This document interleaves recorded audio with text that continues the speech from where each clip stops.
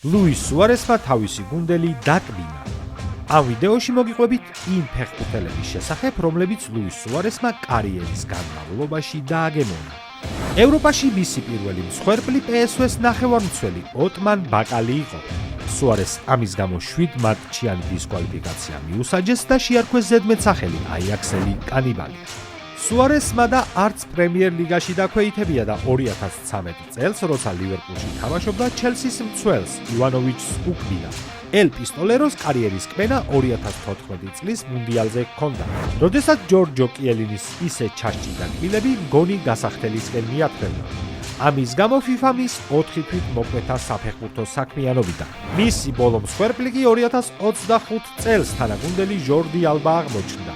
ინტერ მაიამი ლოს-ანჯელესის თამაშის დროს ფეხბურთელებს შორის მცირე შეხლა-შემოხლა მოხდა, რა დროსაც ლუისმა მის თანაგუნდელს და დიდი ხნის მეგობარს ჟორდი ალბას გაჰკრა კბილი. დააკომენტარე შენ, რომელ ეპიზოდს გამოარჩევდი სუარესის კარიერიდან.